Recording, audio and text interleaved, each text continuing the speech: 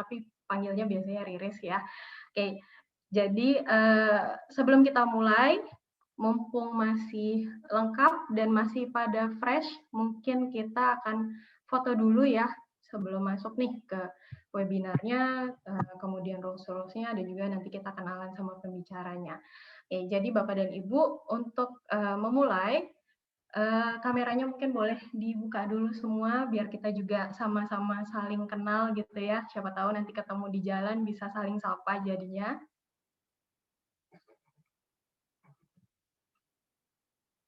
Oke. Yang baru join juga mungkin boleh langsung dibuka dulu kameranya semuanya. Oke. Kayaknya 50-50 ya, ada yang di kantor, ada yang WFH juga. Oke, di sini ada 4 page. Jadi saya akan foto semua page, mulai dari page 1 terlebih dahulu ya. Oke. Page 1, 1, 2, 3.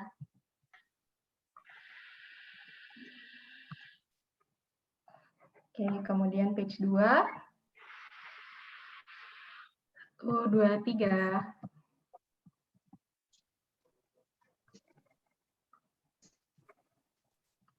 Oke, kemudian page 4. 1, 2, 3. Headset yang itu di situ. Dan page ke-4.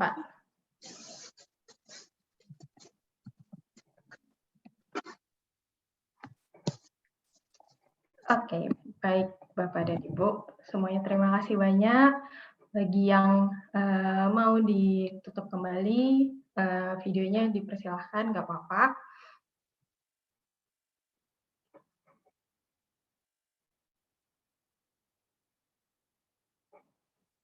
Oke, selanjutnya saya akan sampaikan beberapa rules dalam webinar hari ini.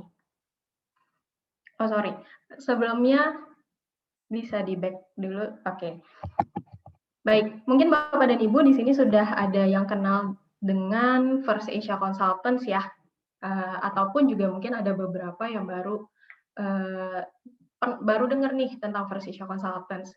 Basically, First Asia Consultants kami adalah HR consultancy yang menyediakan beberapa services atau jasa. Ada executive search, selection, training and HR management consultancy, dan juga ada research and product innovation. Untuk executive search sendiri merupakan divisi headhunter kami yang bisa membantu proses rekrutmen karyawan di perusahaan Bapak dan Ibu. Kemudian untuk selection, divisi ini membantu perusahaan Bapak dan Ibu untuk melakukan assessment ataupun psikotes untuk kebutuhan rekrutmen, promosi, ataupun mapping. Nah, kemudian untuk di divisi training dan HR management consultancy, divisi ini menyediakan jasa untuk melakukan pelatihan atau memberikan coaching, counseling pada karyawan, ataupun secara personal juga membantu perusahaan membangun sistem HR yang efektif di perusahaan Bapak dan Ibu. Yang terakhir kita punya divisi Research and Product Innovation juga, di mana divisi Research and Product Innovation ini membuat dan mengembangkan tools atau alat ukur yang dapat digunakan dalam kegiatan operasional HR. Biasanya divisi RPI ini juga bekerja sama dengan divisi Selection dalam membuat alat ukur yang sesuai dengan kompetensi-kompetensi ataupun culture yang dimiliki oleh perusahaan Bapak dan Ibu. Jadi bisa di-custom dan disesuaikan gitu ya Bapak dan Ibu. Nah, untuk detailnya mengenai services kami, Bapak dan Ibu bisa cek di www.firstasiaconsultants.com atau bisa cek juga di Instagram kami di @firstasiaconsultants. Oke, selanjutnya saya akan sampaikan beberapa rules dalam webinar hari ini. Yang pertama, Bapak dan Ibu, tanpa mengurangi rasa hormat, semua peserta akan kami mute untuk menjaga ketenangan, supaya nanti webinarnya bisa berjalan dengan lancar dan tidak banyak terinterupsi. Jadi kami akan mute untuk semua peserta. Nanti jika Bapak dan Ibu ingin bertanya, kita akan berikan kesempatan di akhir sesi, atau Bapak dan Ibu juga bisa tuliskan pertanyaan-pertanyaan Bapak dan Ibu di kolom chat. Nanti di akhir sesi kita akan review kembali dan semoga bisa terjawab semua nanti ya. Jangan lupa untuk jadi peserta yang aktif ya, jadi memberi pertanyaan dan juga berdiskusi gitu, karena di sini sifatnya kita sharing knowledge aja sih sebenarnya ya. Oke. Baik. Dua pembicara kita hari ini adalah psychometrician. Jadi dua-duanya ini ahli banget dalam alat ukur psikologi dan juga statistika ya. Mungkin hari ini agak ada statistikanya dikit, tapi yang pasti keduanya sangat ahli dalam bidang ini dan semoga nanti bisa membantu Bapak dan Ibu juga dalam mengolah data. Yang pertama ada Mbak Aransa Antoninus. Ini jangan tertipu sama nama panjangnya ya, ini agak ribet gitu, tapi panggilannya cukup yang 3 huruf depan ini aja. Mbak Ara. Halo Mbak Ara, udah hadir ya? Hai semuanya. Oke, ini Mbak Ara. Oke, kemudian yang kedua ada Mas Ray Fabian. Ya, Halo Mas Ray. Semua. Halo. Oke, jadi hari ini dua-duanya pembicaranya namanya singkat-singkat ya, sebenarnya Ara sama Ray gitu. 3 huruf aja cukup kok, Mbak. 3 huruf aja cukup ya. Oke, kalau gitu selanjutnya. Baik, langsung masuk aja ya ke topik diskusi kita hari ini untuk ngobrol-ngobrol aja di sore hari ini untuk kita lebih mengenal dengan survei itu sendiri dan fungsi survei di dalam HR itu sendiri. Mungkin kalau misalkan Bapak Ibu biasa di kantor ketemu atasannya, terus atasannya nanya, ini banyak banget pertanyaan-pertanyaan dari atasan kita, sering ditanyakan, biasanya ditanya itu datanya mana ya? Kayak untuk menjawab sesuatu itu pasti kita sangat erat dengan datanya mana ya? Kalau misalnya kita nggak ngasih data atau nggak ngasih bukti apapun, seringkali kita dianggap cuman memberikan opini doang atau cuman memberikan pendapat kita, tapi tidak ada buktinya. Nah, untuk kita lebih mengenal lagi, next, boleh? Oke. Untuk kita lebih mengenal lagi untuk topik kita berbincang hari ini, mungkin kita akan saya akan memulainya dari yang paling dasar dulu. Untuk kita nyamain pendapat apa yang dimaksud dengan HR di sini dan juga nanti data atau survei yang kita gunakan di sini itu seperti apa. Mungkin kalau dari dasarnya HR yang kita maksud dalam topik perbincangan hari ini itu tentang human resource yang melakukan mengevaluasi talent management, mengembangkan teknik-teknik serta mengidentifikasi kesempatan-kesempatan untuk guna memaksimalkan sumber daya manusia agar lebih efektif dan lebih produktif. Nah, dari human resource ini juga ada beberapa data-data biasanya yang kita cukup familiar. Next. Oke. Ada data-data yang cukup kita familiar berhubungan dengan data-data yang berhubungan dengan HR. Nah, kalau misalkan semua informasi data-data ini ada macam-macam ya, mulai dari HR database. Mungkin di kantor Bapak Ibu, data yang paling pertama diminta kandidat itu di database HR ini. Mungkin dari nama, dari tempat tinggal, tempat lahir, kemudian sampai misalkan usia, segala macam. Sebenarnya kan itu banyak data-data yang kita dapat di awal kita masuk karyawan masuk kantor. Sampai mungkin setiap perjalanannya si karyawan ini dalam kantor ada juga namanya KPI, engagement, hasil psikotes, feedback 360, sampai di akhir mungkin ada kantor-kantor yang melakukan exit interview ketika karyawan sudah tidak sejalan lagi lah atau sudah berpisah sehingga harus dilakukan exit interview untuk mencari tahu sebenarnya individu ini kenapa sih keluar, apapun alasan di dalamnya. Sebenarnya kan itu sebuah data juga yang harusnya bisa dikembangkan dan dianalisa untuk mencari tahu si individu ini kenapa keluar, yang gunanya nanti memperbaiki juga fungsi-fungsi yang ada di dalam kantor. Nah, dari data-data ini sebenarnya banyak kan perilaku manusia-manusia yang di-record. Sebenarnya apa sih fungsi data-data ini? Nah, fungsi data ini, kalau dari tujuannya atau fungsinya, itu sebenarnya dibagi ke dalam 3. Yang paling pertama, fungsinya itu fungsi deskriptif. Jadi, gunanya kalau kita ada data-data yang dari masa lalu, kita mencoba untuk membuat gambaran selama ini apa sih kejadian-kejadian yang terjadi, dan kita mencoba mengumpulkannya dalam data, misalkan dalam bentuk orang keluar engagement, deskriptifnya engagement, seberapa engage sih orang di dalam kantor, ada juga mungkin juga burnout ada nggak sih karyawan yang udah mulai burnout di dalam kantor, ataupun turnover di dalam kantor. Itu kita lihat presentasenya di dalam hasil-hasil dari data-data yang kita kumpulkan. Jadi menggambarkan kondisi kantor saat itu. Yang kedua, ada fungsi prediktif atau melihat ke depan. Nah, fungsi prediktif ini mungkin kalau misalkan di topik pembicaraan hari ini kita akan lebih fokusnya di deskriptif. Tapi ini sedikit informasi aja. Kalau fungsi prediktif itu mungkin banget kita memprediksi kalau misalkan mungkin pakai teknik statistik yang lebih advance, nggak cuma pakai data sederhana dan harus dirancang benar-benar dari awal. Tapi mungkin banget data itu misalkan antara value sama kepribadian orangnya. Nah, itu tuh bisa banget si data ini dilakukan teknik statistik sehingga bisa memprediksi bagaimana karyawan ini perform di suatu kantor berdasarkan kepribadiannya. Hal-hal yang seperti itu sebenarnya possible untuk dilakukan kalau sudah dirancang dari awal dan mempunyai fungsi prediktif. Nah, yang terakhir ada fungsi preskriptif atau menyembuhkan.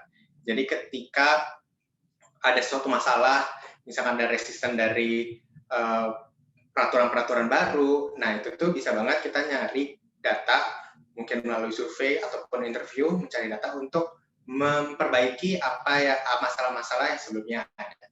Kayak gitu. Itu 3 fungsinya. Dari 3 fungsi ini, tadi udah sempat sedikit dicuplik ada jenis-jenisnya data, ada interview gitu kan, teknik pengambilan datanya. Boleh next.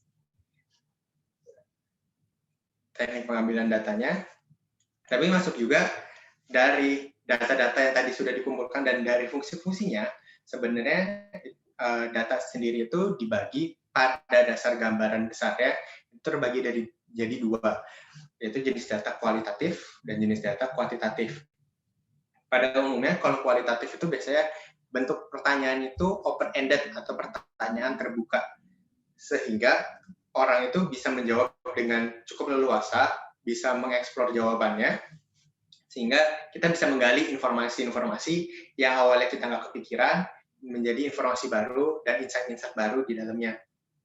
Nah, data kualitatif ini biasanya kalau misalkan kita menggunakan pertanyaan kualitatif pada saat kita belum tahu, benar-benar tahu apa sih yang terjadi di dalam informasi kita belum kenal-kenal banget deh sama informasinya, sehingga kita mau gali lebih luas. Biasanya mungkin kalau kita mengalami COVID-19 di 1 tahun terakhir, mungkin di awal-awal kita melakukan survei kesehatan atau membuat peraturan kantor, bentuknya itu masih open-ended, mencari saran gitu.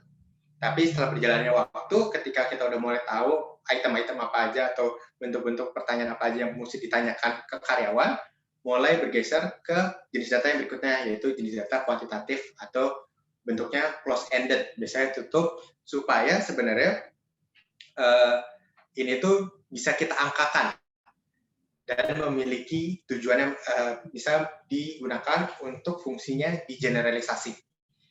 Nah, next. Nah, jenis datanya bisa digeneralisasi sehingga bisa mencapai kesimpulan untuk perusahaan tersebut. Nah, ini tujuannya kalau misalkan kuantitatif itu lebih ke generalisasi, sedangkan kualitatif itu biasanya tujuannya untuk eksplorasi, mengeksplor apa yang belum kita ketahui sebelumnya. Nah, bentuk-bentuknya, jenis-jenisnya ada di kiri dan kanan, tadi sempat dibahas. Nah, banyaknya info-info yang ditanyain, kadang-kadang kita bingung harus milih yang mana. Kadang-kadang untuk menggali data ini kita harus pakai jenis yang mana, dan tujuannya, fungsinya kita mau pakai yang mana. Nah, itulah gunanya hari ini kita akan membahas topik ngobrol kita hari ini. Topik ngobrol kita hari ini kurang lebih akan terbagi menjadi 3. Ya. Dari awal kita mengenal survei, jadi kita biar lebih kenal lagi sama survei itu apa sih, gimana tujuannya, misalkan fungsi-fungsi survei, biar lebih kenal. Yang kedua itu membuat survei. Nanti kita juga ada latihan gimana sih tahapan-tahapannya untuk sampai kita membuat survei dan untuk siap sampai dikirim ke kandidat, karyawan, ataupun yang kita mau surveikan. Nah, setelah datanya udah kumpul, kita juga akan hari ini sampai belajar untuk membaca dari data itu gimana kita menarik kesimpulan untuk keperluan kantor supaya bisa menjawab pertanyaan-pertanyaan dari atasan kita. Nah, untuk lebih mengenal lagi surveinya, mungkin saya akan nanya ke Mbak Ara yang dia sangat familiar dan sangat akrab nih dengan namanya survei karena setiap hari kita buat survei ini. Silakan Mbak Ara. Oke, terima kasih Mas Ray sebelumnya atas pengantarnya. Nah, kalau tadi Mas Ray udah bahas nih soal HR, kemudian data, sekarang yuk kita masuk ke menu pertama ngobrol-ngobrol kita hari ini, yaitu mengenal survei itu sendiri, supaya nanti proses pengumpulan data kita itu bisa efektif dan datanya juga bisa kita manfaatin dengan optimal. Nah, kalau kata teori sih, survei adalah pengumpulan informasi dari sampel individu melalui tanggapan mereka terhadap pertanyaan-pertanyaan. Kalau versi mudahnya, survei itu ngumpulin jawaban dari setiap pertanyaan kuesioner yang diisi. Nah, seperti yang tadi sempat dijelaskan juga oleh Mas Ray, ada banyak nih data-data yang dipakai oleh praktisi HR yang sebetulnya cara dapetinnya itu melalui survei juga. Oke, kita tentunya udah sering lihat ya, dan mungkin sering juga ikut isi survei, mulai dari survei resmi, mungkin dari kantor, sampai zaman sekarang kalau nonton YouTube bahkan suka ada surveinya dulu sebelum bisa nonton videonya. Nah, survei-survei ini, baik mau yang resmi maupun yang suka kita temui di internet, semuanya sebenarnya punya tujuan yang sama, yaitu menggali opini, pendapat, penilaian, atau informasi relevan lain dari responden yang dibutuhkan untuk berbagai keperluan.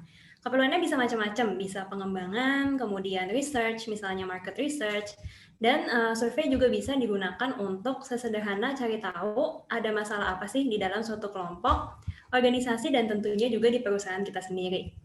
Nah, ini mungkin beberapa contoh yang sering kita temui ketika ngisi survei. Ada kebiasaan sehari-hari, kenapa milih produk atau jasa, dan juga derajat kesetujuan terhadap suatu ide.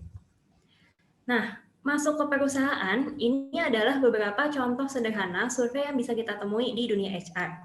Survei kayak gini banyak digunakan dan juga banyak banget fungsinya, mulai dari sekedar memperkaya database, terus juga mencoba mencari solusi atas suatu masalah, sampai menggali potensi karyawan. Di sini contohnya ada demografis, kemudian survei 360, dan juga survei kepuasan kerja. Nah, pertanyaan-pertanyaannya ini pada umumnya sebetulnya sederhana ya, seperti yang bisa kita lihat di sini. Nah, mudah kan sebenarnya, tapi masalahnya, saking terlihat mudahnya, banyak nih survei yang dibuatnya asal-asalan. Pokoknya masukin aja pertanyaan-pertanyaan yang kira-kira cocok dan bisa menjawab semua masalah kita. Dampaknya apa sih kalau asal-asalan? Gak cuma kita doang nih yang bisa ngasal, tapi responden pun bisa banget isinya sejadinya aja. Alhasil udah yang bikin asal-asalan, terus yang isinya juga asal-asalan, kualitas datanya itu udah pasti nggak maksimal. Sayang banget kalau misalnya kita udah luangin waktu, luangin tenaga buat coba nih bikin survei, bahkan udah sampai dapet datanya, tapi ujungnya nggak bisa dipakai datanya. Nah, jadi sebelum kita masuk ke pembahasan atau tips-tips supaya survei kita hasilnya maksimal, kita lihat dulu yuk umumnya masalah-masalah apa sih yang kita sering jumpai ketika merancang sebuah survei. Dengan kita tahu masalah apa yang mungkin muncul, kita bisa istilahnya curi start lah ya, mengantisipasi supaya masalah-masalah ini bisa kita hindari. Nah, ini dia nih masalah-masalah survei yang mungkin kita akan jumpai juga nih selama kita mencoba merancang survei. Yang pertama adalah pengambilan data, berhubungan dengan pengambilan data yang berantakan. Contohnya, judul surveinya tingkat kenyamanan ruang kantor PTX. Harusnya yang mengisi kan mereka yang punya pengalaman di dalam ruang kantor, yang kerjanya di dalam kantor. Tapi ternyata ada karyawan pabrik juga nih yang ikutan ngisi. Padahal environment kerja mereka jelas beda dan ruang dan waktu. Pengalamannya pasti beda. Nah, ketika survei yang ditujukan untuk mereka yang bekerja di dalam ruangan kantor, itu diisi juga oleh yang tidak bekerja dalam ruangan kantor, itu sudah pasti jawabannya nggak bisa mewakili. Karena karyawan pabrik punya pengalaman yang beda nih sama orang-orang yang memang kerja di dalam ruangan kantor. Nah, kalau ngomongin pertanyaan, kita bisa balik lagi ke masalah yang tadi udah sempat kita bahas, yaitu pertanyaannya nggak berkualitas atau saking ribetnya orang nggak ngerti ini maksudnya apa ya. Ribet dan panjang mungkin pertanyaannya. Nah, rasanya jarang ya ada responden yang sampai rela gitu nanya ke pembuat surveinya, ini maksud pertanyaannya apa ya gitu. Dan kita sebagai pembuat survei juga pasti nggak pengen dong ya ketika kita nyebarin survei, terus kebanjiran pertanyaan dari responden kita. Tiap kali nyebar terus ada yang nelpon, ada yang ngechat, nanya-nanya soal pertanyaan surveinya. Kemudian, berhubungan dengan responden tuh bisa banget yang namanya burnout alias capek. Ya, sebelum isi survei happy gitu ya, tertarik, wah ini survei apa, begitu selesai rasanya pengen marah karena panjang banget dan gak habis-habis. Mungkin bisa diingat-ingat juga pengalaman sendiri ya ketika ngisi survei. Pernah nggak ketemu survei yang panjangnya ngalahin kontrak kerja? Buka G-form, asik-asik isi, pas nyampe bawah ternyata baru halaman 1 dari 10. Udah pasti keburu males. Alhasil, belum juga 2 halaman, udahlah mending nggak usah diisi sekalian. Nah, inilah pentingnya kita bikin survei yang efisien. Jadi pertanyaannya nggak banyak-banyak, tapi tepat sasaran dan bisa dimanfaatkan dengan optimal datanya. Oke, tapi kadang-kadang, next boleh di next ya. Tapi kadang-kadang survei sesingkat apapun, tetap aja nih susah ya nyari responden, udah dikejar-kejar kayak gimana pun. Ini adalah salah satu contoh masalah yang sifatnya lebih eksternal. Karyawan pastinya punya kesibukan kerjaan sehari-hari, dan nggak semua rela meluangkan waktu buat isi survei. Nah, inilah fungsinya kita mencoba untuk merancang survei seefisien mungkin, supaya ketika karyawan isi, itu paling nggak suffering-nya nggak terlalu lama lah, nggak terlalu panjang-panjang banget surveinya, sehingga mereka juga bisa ngisi yang serius. Dan yang terakhir, itu ada kesalahan saat analisa. Bisa aja nih surveinya udah oke banget rancangannya, tapi pas analisa kurang tepat. Misalnya hasil exit interview. Dari hasil ini yang pengen diketahui sebenarnya adalah alasan nih kenapa karyawan resign. Tapi yang diolah malah jumlah karyawan yang resign dalam 1 tahun. Datanya pasti ada gunanya sih, jumlah karyawan itu pasti tetap ada gunanya. Tapi kayaknya agak kurang tepat ya kalau misalnya digunakan untuk menjawab pertanyaan kenapa karyawan resign. Gitu. Nah, itu beberapa contoh masalah-masalah yang mungkin banget nih kita temuin di keseharian kita ketika kita mencoba merancang sebuah survei. Nah, untuk berikutnya, supaya kita terhindar nih dari masalah-masalah ini, tentunya kita harus bisa merancang survei yang optimal gitu ya. Nah, mungkin saya akan minta bantuan Mas Ray lagi untuk gimana nih caranya bisa merancang survei yang optimal supaya masalah ini kita nggak temuin. Baik, masalahnya cukup banyak ya Mbak Ara ternyata ya. Cukup banyak ternyata ya. Sendiri. Iya. Nah, kalau misalkan udah tadi cerita sama Mbak Ara untuk masalah-masalahnya saat survei cukup banyak kan sebenarnya masalah-masalah yang terjadi ketika kita melakukan survei dari responden yang kurang tepat sampai ke analisa pun juga masih bisa ada lubang-lubang tertentu yang membuat itu kita sebenarnya survei kita nggak dirancang untuk menjawab hal tersebut gitu. Nah, untuk itu teman-teman masih bertanya gimana ya caranya untuk membuat survei ini menjadi optimal, apa langkah-langkahnya. Nah, kita mulai aja dari langkah yang paling pertama nih, sebenarnya paling jarang kadang-kadang kita lupa nanyain masalah yang paling pertama ini. Next.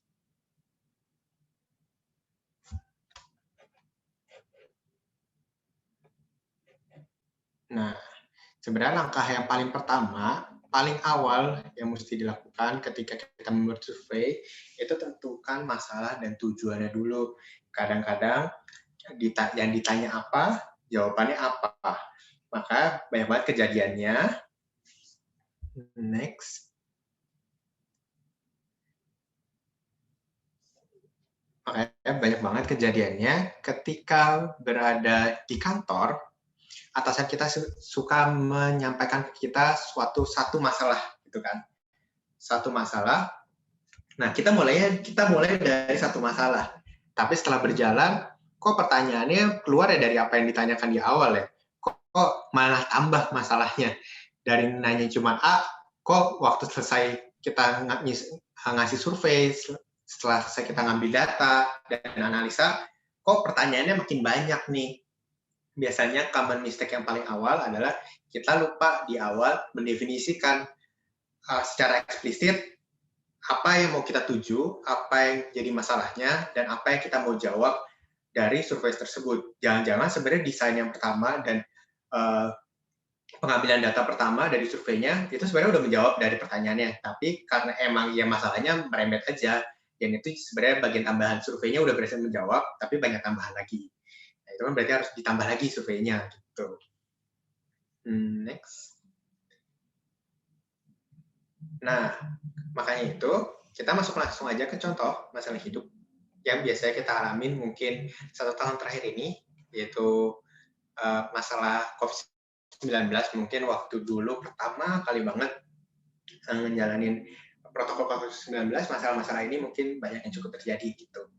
Nah, waktu baru ngeluarin, ada masalah nih. Si atasan-atasan ini pada melihat ada karyawan yang protes, dan ada karyawan yang tidak mengikuti protokol dengan baik gitu kan. Nah, sehingga dari ini sebenarnya kan masalah awalnya. Nah, kita harus mendefinisikan nih. Jadi, apa yang mau diketahui dari surveinya? Apa yang HR ingin tahuin? Misalkan dari sini kita mengeset ada 3 nih pernyataan yang kita mau jawab sebenarnya. Karyawan sebetulnya mikir apa tentang protokol tersebut? Kedua, perasaan karyawan sewaktu protokol tersebut diterapkan. Dan 3, kepatuhan karyawan terhadap protokol kesehatan. Ini pertanyaan-pertanyaan yang kita coba jawab dari survei kita. Nah, udah ketemu masalah dan tujuannya. Pertanyaan berikutnya biasanya muncul, lalu kalau udah ketemu masalahnya, misalkan tadi kepatuhan, lalu apa yang diukur dari kepatuhan? Gimana cara mengukurnya? Kadang-kadang kita apakah harus menggunakan survei, atau ada metode-metode lain yang bisa sebenarnya digunakan, seperti interview, observasi, atau teknik-teknik lain yang mungkin ya datang aja nanya yang kayak gitu, kayak sohib aja datang gitu misalkan. Sebenarnya teknik gimana sih cara mengukurnya gitu.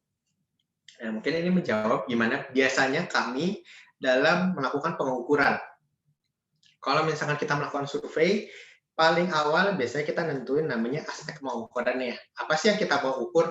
Misalkan tadi kan masalahnya itu tentang bagaimana pendapat, perasaan, ada resisten gitu kan. Sehingga dari masalah-masalah tadi kita mau ngangkat aspek pengukuran yang kita angkat adalah survei di sini. Survei dalam bentuk menggunakan survei, bentuknya itu yang kita ukur adalah sikap atau attitude. Nah, aspek pengukurannya udah mulai ketemu nih. Oh, kita mau mengukur sikap atau attitude si individu ini terhadap peraturan COVID-19. Next. Nah, dari kita udah ketemu aspek yang mau diukur. Nah, kita juga jangan lupa aspek yang ukur itu didefinisikan. Biasanya kita akan definisikan, ini emang akan sangat teoritis terdengarnya, tapi biasanya kita akan mulai dari dasarnya, biar kita punya survei ini punya rules-nya, batasannya. Nah, definisi sikap yang kita gunakan adalah evaluasi individu terhadap manusia, objek, dan ide. Misalkan kalau misalkan sikap itu gimana sih sikap kita terhadap protokol kesehatan, sikap kita mendukung, itu kan sebenarnya kita melihat diri kita terhadap si peraturan COVID-19, atau sikap kita terhadap atasan kita, sebenarnya itu kan manusia atau individu, kita ngebandingin sikap kita. Nah, sikap ini kalau kebetulan ada kategori-kategorinya atau bisa dibagi-bagi. Nah, kategorinya itu sikap itu terbagi jadi 3. Dimulai dari yang afektif, itu dari hati, atau kita biasa kita bisa bilang perasaan. Yang kedua itu kognitifnya, kategori kedua kognitifnya, itu apa yang dipikirkan, proses berpikirnya, utilitasnya, misalkan COVID ini kegunaannya apa sih, itu sebenarnya lebih arah kognitif. Dan yang ketiga itu konatif atau perilaku tindakannya secara langsung.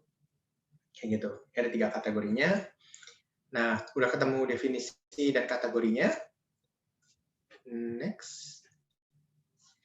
Ketika kita udah ketemu definisi kategorinya, waktunya kita mulai nih ngarah-ngarah membuat pertanyaan. Kita tadi sedikit review dari awal tujuannya, kita tulis lagi nih tujuannya paling asas, mengetahui sikap kerja terhadap peraturan protokol kesehatan selama pandemi, aspek yang diukur, itu kan ada 3 kategori aspek.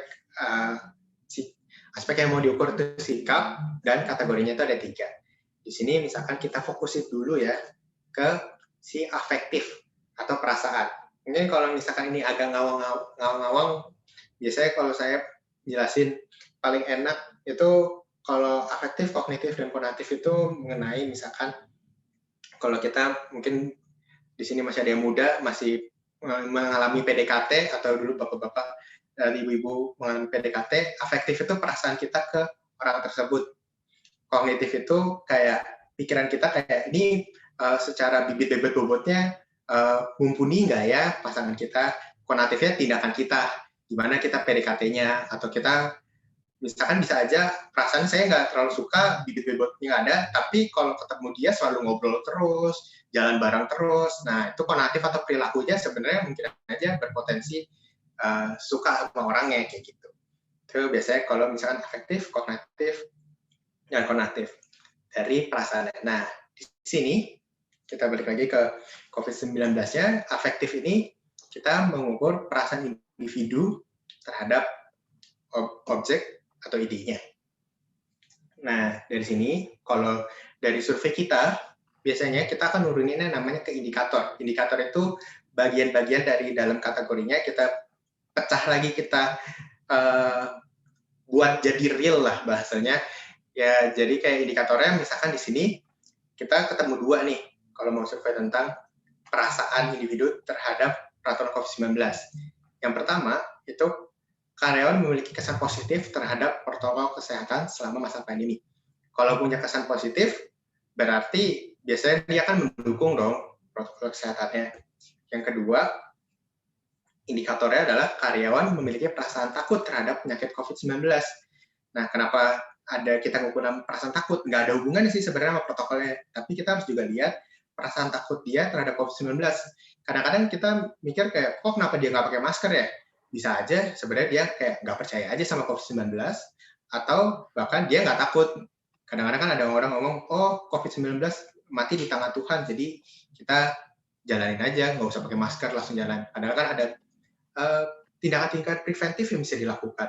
Tapi ini jadi kita ngomongin perasaan, jadi kita ngeliat perasaannya dia dari kesan positif terhadap protokolnya, dan yang kedua perasaan takut dia terhadap COVID-19. Itu indikatornya. Ini belum masuk ke baru ketemu indikatornya, baru pertanyaannya nih. Next slide, mungkin kita sambil bahas pertanyaan. Bunyi pertanyaannya gimana ya kalau perasaan positif terhadap COVID-19, bunyi yang baik itu yang kayak gimana, dan ada hal-hal yang bisa kita lakukan atau tidak lakukan dalam membuat pertanyaan tersebut. Next.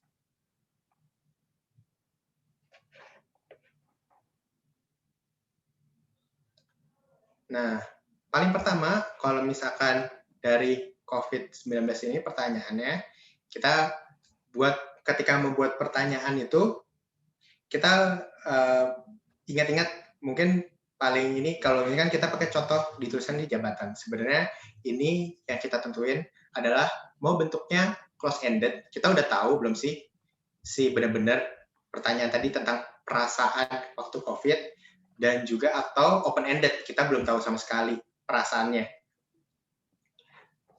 Jadi kalau misalkan ketika COVID-19 itu kita belum benar-benar ngerti, biasanya open-ended, mungkin bentuk-bentuk pertanyaannya yang kayak bagaimana perasaan Anda terhadap protokol kesehatan peraturan A, atau dengan peraturan B. Kalau misalkan kita udah tahu secara spesifik, biasanya close-ended, kita mungkin buat pertanyaannya, menurut saya peraturan ini sangat berperan dalam melawan COVID-19. Dari sangat setuju, tidak setuju. Nah, itu bisa dibuat close-ended, atau respon pilihannya kita bisa pilih lah, kayak gitu. Nah, mungkin untuk mengenal lebih pertanyaan lagi, ini saya sharingkan sedikit. Ini bentuk-bentuk pertanyaan. Mungkin saya bisa share screen.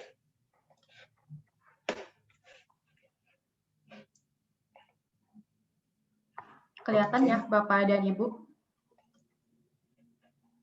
Kalau ada yang nggak kelihatan mungkin bisa di chat aja ya.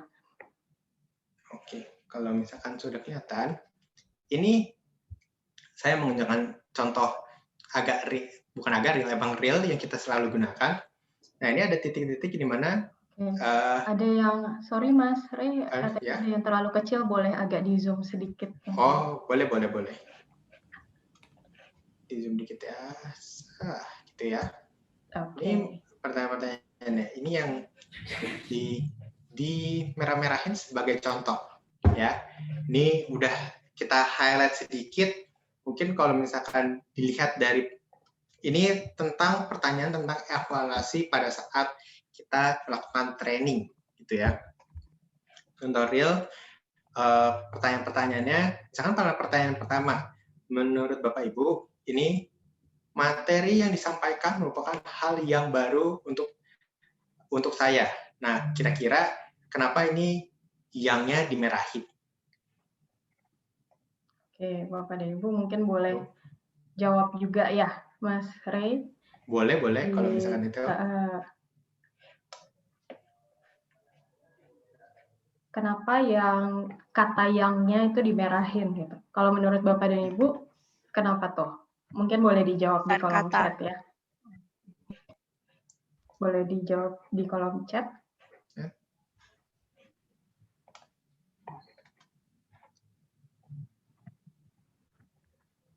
Ada yang jawab. Redundant, pemborosan kata. Nggak efektif, pengulangan. Nah, betul banget. Kata yangnya itu 2 kali ya. Jadi kayak sebenarnya bisa dihemat. Ini kalau misalkan bentuk penghematannya kita ini mungkin akan lebih efektif ketika kata-katanya jadi seperti ini. Betul banget. Kalau membuat kata-kata kita harus memperhatikan kata-katanya efektif atau enggak, mudah dipahami atau enggak. Gitu. Materi yang disampaikan bukan hal yang baru. Jadi kalimatnya dipersingkat. Kita coba 2 lagi mungkin yang di sini. Kira-kira kenapa dannya dimerahin?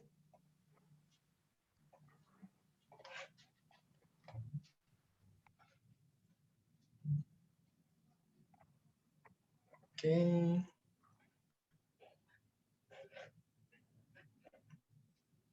Betul banget, ada yang ini yang nyebut double barrel.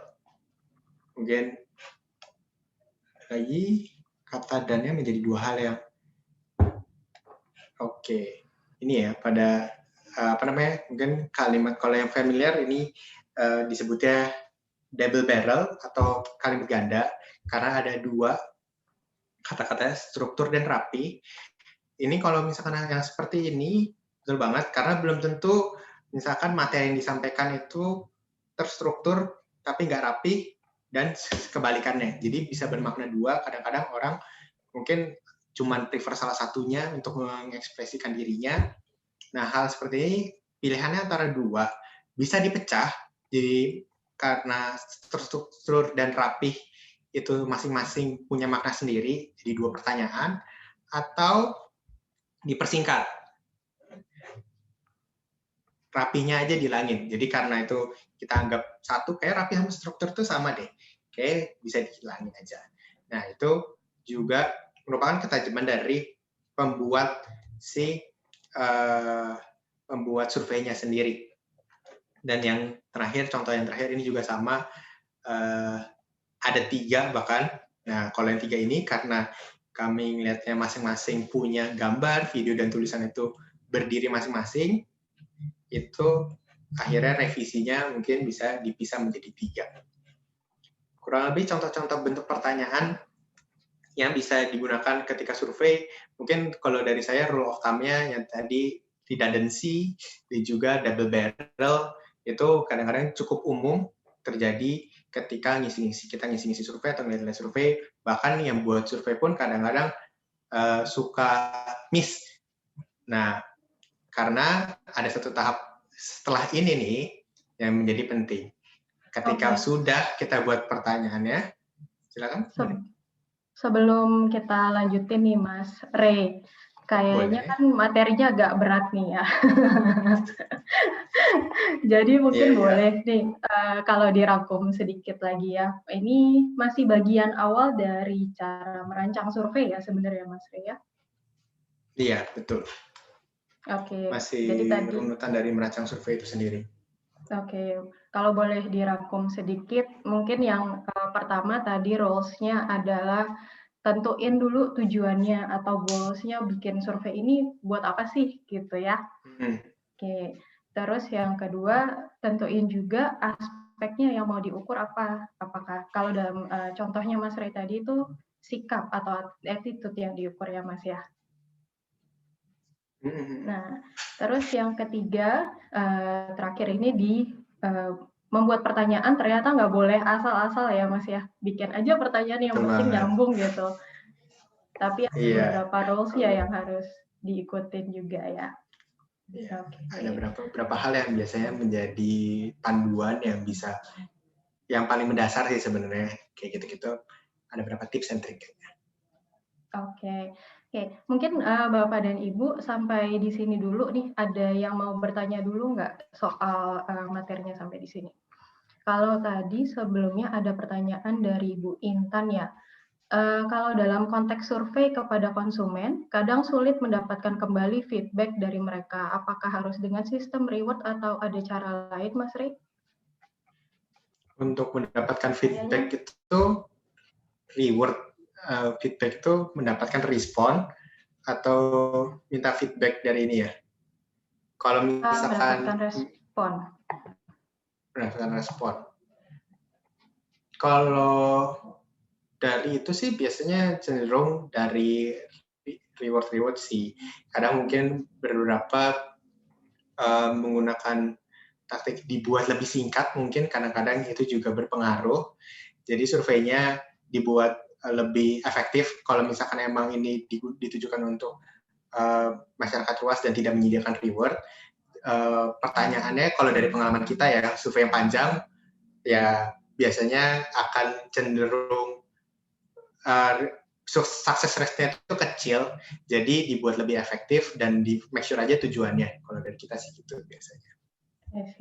Kayaknya sebelumnya Mas Ray juga sempat ngomong ya di awal kalau misalkan survei ini sebenarnya memang salah satu metode aja sih gitu.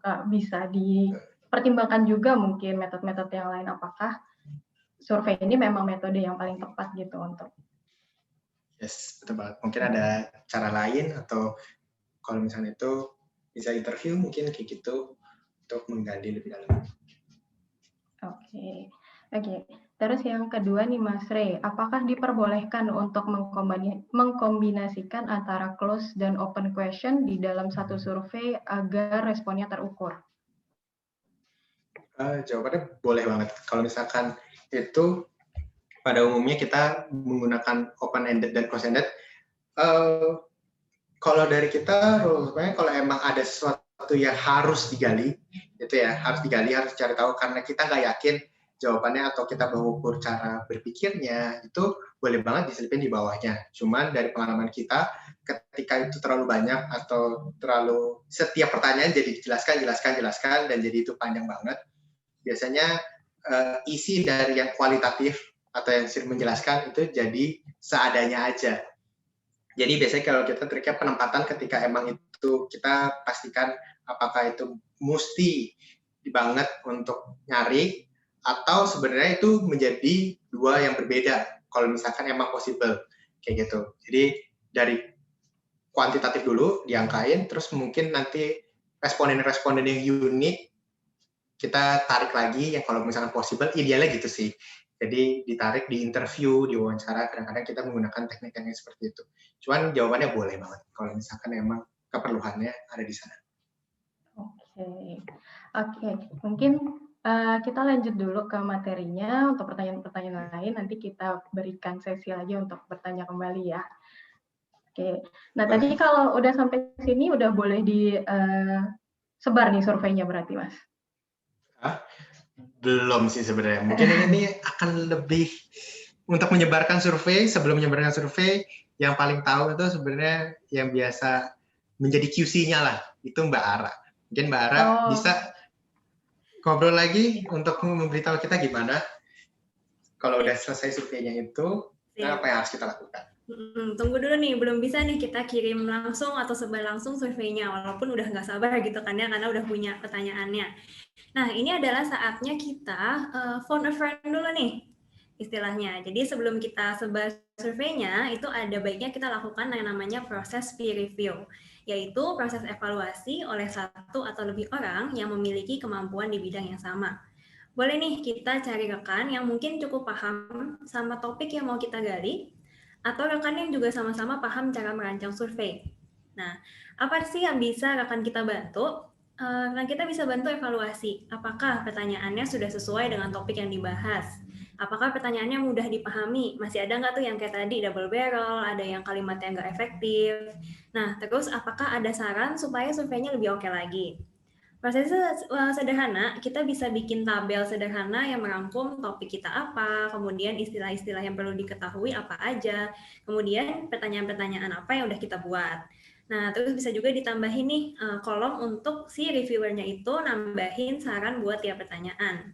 Proses ini cukup penting karena kadang kita sebagai pembuat survei itu suka skip gitu sama hal-hal kecil yang cuma orang luar yang bisa ngeh. Tuh, nah, setelah proses evaluasi dan mungkin revisi pertanyaan ya, seperti tadi yang kita udah lihat, barulah kita bisa mulai mikirin ke siapa dan ke berapa orang kita harus nyebar survei ini. Proses ini biasa kita sebut dengan proses sampling. Jadi kita harus mencari nih subkelompok dari populasi target yang digunakan untuk membuat generalisasi terhadap populasi tersebut. Dan ini karakteristik dan jumlahnya harus representatif. Balik lagi masalah partisipan yang nggak sesuai kriteria. Jadi dari awal menentukan tujuan survei, kita juga udah perlu mengidentifikasi karakteristik orang-orang yang punya kualifikasi untuk isi survei kita itu apa aja. Nah, ini perlu kita petakan sejak awal supaya kita bisa atur teknis penyebaran surveinya dan harus ke berapa orang kita sebarkan ke survei ini.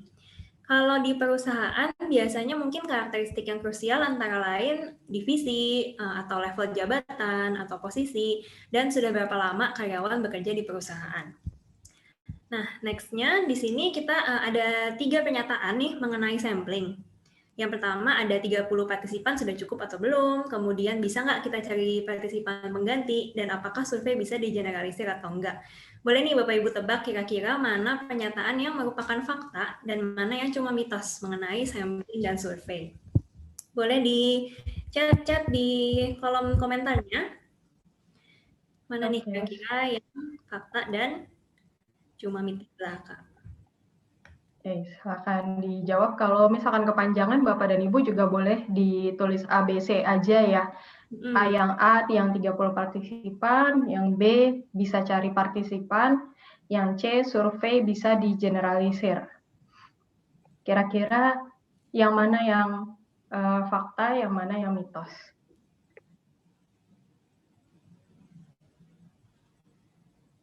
Oke, ini ada yang jawab faktanya B.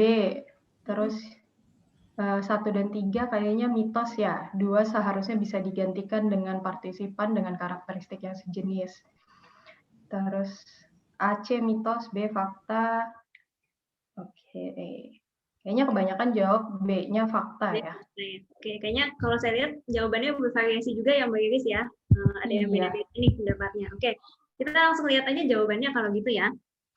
Nah, yang pertama, 30 partisipan sudah cukup, itu sebetulnya setengah-setengah nih. Kenapa? Karena memang benar kalau minimal jumlah partisipan yang disarankan di buku-buku atau jurnal-jurnal statistik itu adalah 30, karena dianggap 30 responden itu udah punya peluang untuk bisa mewakili populasi. Ibaratnya sesedikit-sedikitnya paling nggak nyampe deh 30 orang. Tapi ini sebenarnya sangat ideal. Kalau bahasa sederhananya, si jumlah partisipan 30 orang ini tidak selalu bisa mewakili seluruh populasi. Masalah jumlah sampel akan selalu kembali ke rules of thumb sampling, yaitu semakin besar jumlah sampelnya, maka akan semakin baik dan semakin representatif. Mungkin ada yang bertanya-tanya nih kemudian, kalau populasinya cuma 30 orang atau di bawah itu gimana? Nah, kalau kasusnya seperti itu, maka jumlah sampelnya harus sama dengan jumlah populasi. Kalau populasi 30 orang, maka sampelnya harus 30 orang juga. Nah, jadi berapa dong ya jumlah sampel yang oke untuk populasi tertentu? Sebenarnya kalau mau dihitung secara statistik, itu bisa menggunakan yang namanya rumus Slovin. Tapi rumus Slovin ini ideal banget, karena untuk populasi di atas 1.000 orang, sampelnya itu minimal 300 orang. Nah, ini kemungkinan akan terlalu sulit untuk dieksekusi, terutama kalau dikejar deadline. Kebayang lah ya untuk harus nyari 300 orang, terus belum tentu pada mau juga ngisi. Nah, jadi untuk sampling, sebenarnya prinsipnya minimal banget itu 30 orang. Tapi harus dipastikan kalau 30 orang itu betul-betul karakteristiknya representatif. Jadi betul-betul dipilihin satu-satu dan ditunjuk untuk isi surveinya. Dan ngisi surveinya pun harus yang serius. Jadi balik lagi, semakin banyak akan semakin bagus untuk jumlah sampel. Nah, yang kedua, kita bisa cari partisipan mengganti, ini betul, ini fakta. Tapi hanya jika partisipan penggantinya memiliki karakteristik yang sama. Misalnya, suatu survei harusnya diisi oleh Mas Ray, tapi Mas Ray tiba-tiba dinas keluar kota, nggak bisa dihubungin. Nah, Mas Ray bisa digantikan, tapi hanya oleh orang lain yang karakteristiknya serupa dengan Mas Ray. Misalnya, mungkin ada di divisi yang sama, atau lama bekerjanya mirip, atau masih berada di kategori usia yang sesuai dengan diperlukan. Jadi balik lagi, karakteristik yang diperlukan oleh survei ini apa, dan harus dicari yang manusia yang karakteristiknya sama lah dengan Mas Ray tadi, yang tidak bisa mengisi surveinya. Nah, yang ketiga, survei bisa digeneralisir atau bisa dijadikan basis generalisasi, ini juga fakta. Tapi kalau samplingnya sudah betul. Nah, misalnya didapati bahwa hasil survei sikap karyawan terhadap protokol kesehatan COVID ternyata positif. Bisa digeneralisasi bahwa seluruh karyawan di PT tersebut memiliki sikap yang positif terhadap protokol kesehatan COVID jika rancangan surveinya udah oke. Karakteristik sampelnya dan berhasil mendapatkan responden dengan jumlah yang mencukupi. Jadi terms and condition-nya harus terpenuhi dulu nih. Rancangannya oke, terus samplingnya juga oke, baru bisa kita sebut oke, hasil survei ini bisa digeneralisasi ke populasinya. Nah, contoh sebaliknya, kalau misalnya survei mengenai teknik marketing artis Korea, tapi coba digeneralisasinya buat artis Indonesia, itu jelas nggak bisa. Karena karakteristik masyarakatnya udah pasti beda juga. Kalau mau buat Indonesia, ya surveinya harus ke masyarakat Indonesia, nggak bisa ke orang luar. Oke, setelah sampling dan pengambilan data, saatnya kita masuk ke mengolah data. Ini dia nih. Nah, tapi sebelum masuk ke pengolahan data itu sendiri, perlu diingat bahwa penyimpanan data yang kurang rapi dapat menyebabkan gejala stres, sakit kepala, dan disfungsi laptop dengan potensi berkepanjangan. Nah, jadi apa nih harus kita lakukan supaya warning ini nggak kejadian? Boleh di next? Kita harus rapikan dulu nih datanya, supaya nggak berantakan. Untuk data kuantitatif, itu biasa kita sebut termnya dengan kata data cleansing. Coba dilihat ada nggak term-term yang kurang seragam. Contohnya Jakarta sama JKT, manajer pakai G sama pakai J, dan lain-lain. Ini balik lagi ke pemilihan tipe respon yang tadi sempat dijelasin sama Mas Ray. Biasanya ketidakseragaman ini bisa terjadi kalau kita pilih tipe respon yang bentuknya teks, di mana responden itu bisa ngetik sendiri jawaban mereka. Makanya bisa kejadian ada yang nulis jadi singkat, mungkin ada juga yang typo, gitu. Jadi nggak seragam. Nah, kita bisa perhatiin nih pertanyaan mana yang memang mau nggak mau seperti itu, karena kita belum punya basis pengetahuan pilihan jawabannya apa aja, dan mana yang bisa kita usahain memberikan tipe respon yang tinggal dipilih sama responden, supaya meminimalisir kejadian seperti ini. Nah, kalau bentuk datanya kualitatif, merapikan data itu biasa disebut dengan istilah coding. Contoh balik ke survei protokol kesehatan COVID kita tadi. Pertanyaannya, sebutkan poin peraturan yang Anda tidak setujui. Responden 1 menjawab yang ganti baju. Responden 2 menjawab ganti baju. Nah, jawaban kedua responden ini bisa dikoding dengan kategori ganti baju. Misalkan nanti ada 3 orang yang menjawab pakai masker, berarti bisa di-coding lagi mungkin dengan istilah penggunaan masker dan seterusnya, sampai kita bisa ketemu dari semua peraturan-peraturan ini, kategori apa aja yang muncul, yang mungkin tidak disetujui atau sebaliknya disetujui oleh karyawan, seperti itu. Oke. Oke. Iya, jadi kalau boleh kita rangkum tadi ini adalah step-step untuk merancang survei ya Mbak Ara ya. Betul. Mulai dari tadi yang dibahas sama Mas Rey, harus tentuin masalah dan tujuannya dulu, aspek pengukuran, terus juga buat pertanyaannya nggak boleh asal-asalan ya. Nah, sampai dibuat pertanyaan, kirain udah bisa disebar, ternyata belum ya Mbak Ara ya. Belum. Harus direview dulu, atau dievaluasi dulu, boleh dengan rekan sesama HR atau yang punya skill untuk mereview gitu Mbak Raya. Betul. Terus juga harus tentuin samplingnya, di mana sampling tuh makin banyak, makin bagus ya Mbak Raya. Terus yang terakhir, datanya harus dirapiin juga. Ini yang kadang paling repot ya Mbak ya. Iya, kadang-kadang paling banyak makan waktu justru dirapiin data. Tapi harus quality control-nya harus bagus ya, tapi yang berada. Oke, silakan dilanjutkan Mbak Ara. Oke, nah untuk langkah selanjutnya kita akan membaca surveinya nih. Kalau misalnya udah dapet datanya, kita udah dapet nih angka-angka, gimana sih caranya supaya angka itu bisa bermakna buat kita. Nah, karena tujuannya adalah deskriptif, maka teknik analisanya juga harus deskriptif. Nah, biasanya ini kita lakukan dengan bantuan Excel atau SPSS. Oke, untuk bisa lebih paham lagi tentang apa yang mau kita baca, mungkin boleh di next. Nah, ini apa ya Mas Ria? Ini itu sahabat kita ya, Mbak Re, ya. Sahabat kita dalam melakukan analisa untuk menjawab pertanyaan-pertanyaan dari atasan. Ini sahabat kita sebenarnya. Ini akan overview aja. Biasanya apa yang biasa kita hitung, karena habis ini kita langsung praktek aja buka data. Karena kalau misalkan ngikutin secara teoritis, kayaknya mungkin udah pada tahu ataupun ngawang banget jadinya. Nah, ini beberapa aja yang kita biasa gunakan. Yang pertama itu dari mean, itu nilai tengah atau rata-rata.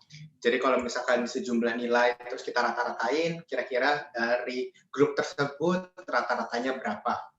Yang kedua itu ada median atau nilai tengah. Kalau tadi dari sejumlah grup terus kita rata-ratain, sekarang dari sejumlah grup kita lihat nilai tengahnya itu di mana. Siapa sih orang yang berada di titik tengah. Dan yang ketiga itu ada modus. Modus itu nilai yang paling banyak keluar. Jadi dari serangkaian misalkan nilai 5, 4, 3, 5, 4, 3. Nah, angka berapa sih yang paling sering keluar? Nah, ini itu tiga-tiganya melihat rata-rata, tapi sebenarnya fungsinya sedikit ada berbeda kayak gitu. Kalau mean nilai rata-rata itu biasanya kita langsung rata-ratain aja, langsung ketemu kan. Rata-rata dari suatu kelompok berapa?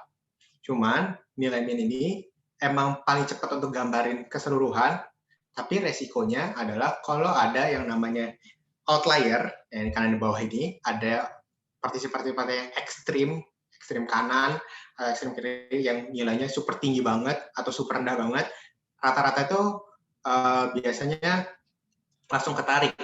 Gitu. Nah, yang kedua, makanya ketika udah ketarik kayak gitu, karena ada outlier, nah, kita biasanya menggunakan median, yang nilai tengah. Itu biasanya lebih netral kalau untuk data-data yang dia banyak nilai ekstrimnya. Sedangkan modus itu biasanya kita mencari untuk data yang paling banyak keluar, data-data biasanya juga umumnya digunakan untuk data-data yang kita fungsinya ditally, dilihat mana persebarannya, untuk kita lihat mana data yang paling banyak sering berbunyi atau paling sering keluar. Gitu. Nah, yang keempat itu ada standar deviasi atau variasi dari datasetnya. Jadi seberapa variasinya, seberapa dari ujung min max-nya lah, itu biasanya berhubungan dekat dengan min max-nya, seberapa jauh persebaran datanya. Dan yang terakhir nanti kita sedikit-sedikit membahas tentang outlier, data-data yang ekstrim, dan gimana kita ngeluarin si outlier ini juga ada teknik-tekniknya dari yang mungkin kita akan sharing yang paling sederhana aja yang biasa kita lakukan. Nah, oleh sebab itu, biar tanpa berlama-lama, kita langsung masuk aja ya ke data prakteknya. Ini saya sharing dulu. Benar ini. Oke. Oke, ini kita main nih ya, Mas Ray ya. Mau main nih kita. Ya, kita mau main dulu. Oke, kalau dilihat di sini mungkin kita lihat overview datanya dulu. Jadi survei ini training, pasca training. Jadi mungkin Bapak Ibu di sini yang udah sering ikut training atau webinar pasti sering dikasih ya form setelah webinar itu untuk kasih feedback ke webinarnya apakah sudah oke atau belum. Nah, pertanyaannya itu seputar materi, kemudian hal-hal teknis seperti apakah flow-nya sudah oke, fasilitasnya memadai atau enggak, serta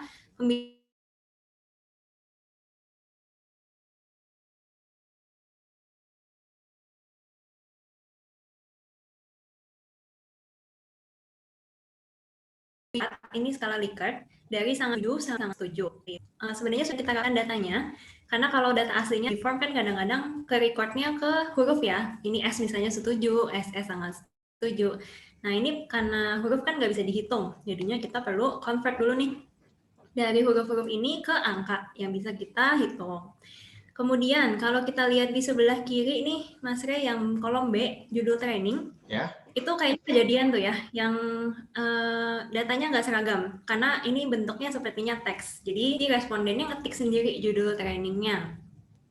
Nah, ini yang kemungkinan akan bisa menyebabkan sakit kepala tadi, karena kita harus edit dulu gitu satu-satu ya. Ini kita cukup beruntung karena datanya nggak banyak. Paling beberapa yang perlu kita sesuaikan. Cuma kebayang nggak kalau misalnya datanya satu perusahaan aja 100 orang, 200 orang yang nggak seragam itu pasti bakal susah banget. Makanya lebih baik kita mencegah daripada mengobati. Yang dari awal kita udah harus kebayang nih ketika nanti buka data tuh pengennya kelihatannya kayak apa. Makanya ketika kita bikin survei rancangannya udah tahu bahwa oke, harus pilih respon yang tinggal dipilih aja kayak gitu. Nah, oke. Kalau gitu mungkin kita bisa mulai mainin ya datanya ya, Mas Ray. Mungkin boleh, kita bisa langsung explore. Mungkin ini juga dari data yang ini, mungkin satu tips and trick dari kita. Ini kan memang mungkin karena awalnya variasi dari trainingnya kita nggak tahu. Makanya dibuat seperti ini. Jadi biarkan mereka ngisi, dan biarkan jadinya banyak banget yang kayak typo-typo kayak gini. Sebenarnya kan kita awalnya mungkin tidak berpikir untuk menganalisa judul-judul training ini. Tapi kalau ke depannya butuh, bisa banget dirapihin. Ini mungkin tips dari kami juga paling sederhana adalah misalkan ini udah dikelompokkan, jadi kita kelompokin dulu, misalkan yang mana seragam, terus kita pilih kata-kata paling benernya yang mana, maksudnya judul training yang paling benernya, atau nanti pesan yang paling benernya yang mana, kita ambil satu, kita copy. Nah, ini kan udah 1 sama 2 ini udah seragam. Nah, ini ada kotak kecil di paling kanan kalau di Excel, mungkin teman-teman udah pada familiar dengan kotak kecil ini fungsi langsung di drag, dia copy, langsung otomatis langsung berubah semua. Nah, ini jadi seragam judulnya, dan ini bisa kita kelompokkan buat nanti dianalisa, misalkan ke depannya mau dianalisa. Gitu. Oke, jadi lebih cakep gitu ya tampilannya juga, nggak berantakan seperti tadi. Oke, nah berikutnya kita coba langsung hitung kali ya Mas Ray ya. Mungkin dari yang pertama boleh. Mas Ray sempat mention juga tentang mean atau average. Itu apa sih Mas Ray? Dan gimana nih kita ngitungnya? Caranya itu ya, mean itu kan rata-rata dari kita ngambil di sini mean, karena jumlah datanya juga cukup tinggi, kita bisa ngambil mean. Cara ngitungnya itu tinggal kita pakai rumus sama dengan, pakai average, terus di blok mana nomor angka yang mau digunakan untuk di-average-kan. Cukup gampang lah ya kalau menghitung mean karena udah ada rumusnya. Nah, sebenarnya kalau di sini yang mungkin yang kita bisa highlight adalah mean apa sih sebenarnya ya yang harus kita ketahui. Dari kalau misalnya udah dapet nih evaluasinya, kadang suka bingung, harus mean yang mana nih yang harus kita hitung. Nah, kalau di sini kita mencoba adalah untuk min per item. Jadi kan item ini masing-masing mewakili indikator tertentu. Misalnya nomor 1 materinya oke, nomor 2 materinya menarik, dan sebagainya. Nah, kita bisa lihat per item ini rata-rata orang menjawab di angka berapa. Maka akan jadilah kita dapat rata-rata per item tersebut. Nah, kemudian jadi dari sini bisa dilihat nih item mana yang menonjol, item mana yang masih perlu ditingkatkan. Kemudian selain min item, itu juga kita bisa min per kategori. Tadi seperti yang saya sudah sebutkan, di sini ada 3 kategori, materi, kemudian hal-hal teknis, serta pembicara. Misalnya di sini rata-ratanya masing-masing 3,33, 3,31, 3,47. Nah, apa yang bisa kita baca ya dari sini? Itu bisa kita coba ranking, mana yang paling tinggi sampai yang paling rendah. Mungkin kalau dilihat di sini nggak signifikan ya, bedanya cuma 0,1, 0,2. Tapi nggak apa-apa, dicoba aja untuk dilihat mana yang paling tinggi dan mana paling rendah. Misalnya di sini, paling rendah kita lihat di sini kan hal teknis ya. Berarti kita bisa simpulkan bahwa hal-hal teknis masih perlu ditingkatkan lagi. Mungkin dilihat lagi, balik lagi ke tadi item yang ditanyakan apa aja. Dan mana yang peserta merasa masih kurang. Kemudian ternyata yang paling tinggi di pembicara. Berarti bisa ditingkatkan lagi nih pembicaranya. Jangan-jangan orang tuh suka sama webinar karena pembicaranya ya. Jadi bisa banget influence pembicaranya ditingkatkan. Mungkin dia dipergunakan lagi di training selanjutnya. Atau mungkin bisa dilihat, dikulik lagi nih, apa sih yang membuat pembicara ini disukain sama peserta. Seperti itu kira-kira. Oke, nah setelah tadi per item, kemudian per kategori, kita bisa bandingin ya Mas Rey ya, antara min item dan overall. Nah, Mungkin kita lihat, kita lihat sedikit ini insight yang kita dapat dari tadi. Tadi kan sebenarnya kita lebih memfokuskan cara hitungnya. Nah, tapi ini insight yang kita coba gali dari data tadi 15 pertanyaan aja, dan nanti bahkan teman-teman mungkin akan ngisi, bantu kita untuk feedback diri kita setelah pelatihan ini buat improve kita. Cuma dari sini pun kita udah bisa melihat beberapa hal. Pertama yang kita lakukan adalah membuat si indikator-indikator ini kan kategori-kategorinya kita tadi bagi jadi 3, materi, pembicara, dan teknis. Masing-masing itemnya itu sebenarnya ada bunyinya. Ini saya langsung rangkum aja, bukan pertanyaannya, tapi indikatornya itu kebaruan materi, mudah dipahami, tengah-tengah pekerjaan. Ini masing-masing kita tuliskan. Nah, dari setiap pertanyaannya kita cari rata-ratanya, kemudian rata-rata ini kami bandingkan dengan si rata-rata mean overall. Jadi nilai keseluruhannya berapa. Nah, terus dibandingin mana yang di bawah nilai rata-rata. Jadi kan kalau rata-rata itu keseluruhan pelatihan kurang lebih 5-nya dinilai 3,37. Nah, tapi masing-masing itemnya materi, tentang materi baru dan segala macam, kita bandingin mana yang di bawah, mana yang di atas rata overall. Kayak gitu. Nah, ini mungkin bisa dilihat kalau misalkan dari overall-nya, kita yang paling rendah, misalkan itu materi baru. Jadi mungkin pesertanya ngerasa materi ini sebenarnya materi yang udah aja gitu, saya udah pernah dengar, udah pernah nyoba dari keseluruhan materi yang pernah kita kasih, kayak gitu. Cuman yang dari materi ini yang paling tingginya itu merasa bermanfaat dan dapat diterapkan. Nah, jadi walaupun materinya itu materi lama, akan tetapi sebenarnya materi itu masih sangat berguna loh buat mereka. Nah, itu sebenarnya jadi insight-insight kita yang bisa kita tarik untuk melakukan improvement dari materi-materi kita, antara emang kita mau fokus materi diperbarui, ataupun nantinya kayak, cari yang lebih, udah cukup praktikal kok materi kita, tinggal cari yang diperbarui aja. Itu pun bisa dilihat nanti, ini baru insight dari materinya. Nah, ini bisa disimpulkan seperti ini ketika kita udah melihat kategori-kategori indikator-indikatornya dibuat dengan rapi dan ada tujuannya, sehingga bisa dibuat kesimpulan-kesimpulan kayak gitu. Ternyata banyak ya Mas Rey yang bisa dilihat bahkan hanya dari kata-kata aja gitu. Cuma sesimpel itu kata-kata, tapi banyak banget insight yang bisa kita dapat. Nah, tadi kan min ya. Sekarang kalau misalnya median, itu sebenarnya ngelihat apa sih Mas Rey? Itu kan nilai yang berada di tengah-tengah, nilai netralnya lah gitu. Nah, ketika kita ngelihat min sama median ini, ketika kita coba bandingin, kalau misalnya di nilai tengah-tengahnya, ini sebenarnya kita ngelihat gimana sih kecondongannya. Kita biasanya bandingin antara min sama mediannya. Kalau ngeliatin kayak gini. Kalau ini kan mediannya nilai tengah, paling tengahnya 3, tapi rata-ratanya sebenarnya lebih tinggi. Jadi mungkin ada nilai-nilai yang ekstrem kiri yang menarik nilai-nilai tersebut. Berarti kalau bisa dibilang di sini contohnya kalau hal teknis nih, min-nya kan 3,31, tapi mediannya cenderung ke 3. Berarti ibaratnya kayak, oh banyak banget ya partisipan yang isinya di angka 3 gitu dibandingkan angka 4. Walaupun mungkin ada beberapa karena min-nya lebih dari 3. Nah, kalau misalnya Bapak Ibu di sini familiar dengan kayak survei pasca training seperti ini, mungkin sering ngerasa ya kalau partisipan tuh biasanya ngasih nilai royal gitu. Apalagi kalau suka sama trainingnya, ngasihnya 4, sangat setuju. Nah, kenapa sih bisa di sini banyak yang kalau dilihat dari mediannya, ternyata banyak yang masih pilihnya di angka 3, belum maksimal di 4. Nah, itu bisa kita balik lagi tadi, kalau misalnya ada juga yang pertanyaan, boleh nggak open-ended sama close-ended digabung? Nah, ini nih di sini fungsinya. Kita bisa lihat di sebelah kanan ini ada juga open-ended question. Apa saja insight yang Anda dapatkan dari training ini atau feedback-feedback apa yang bisa diberikan ke training yang sudah diikuti. Jadi dari sini kita bisa lihat nih, kenapa ya orang-orang masih kurang puas dengan trainingnya. Dan ini bisa di-coding juga. Seperti tadi kan kita merapihkan data kualitatif harus di-coding. Bisa codingnya feedback positif dan feedback negatif, jadi dikelompokkan jadi 2. Atau bisa juga tadi pakai kategori yang udah kita punya.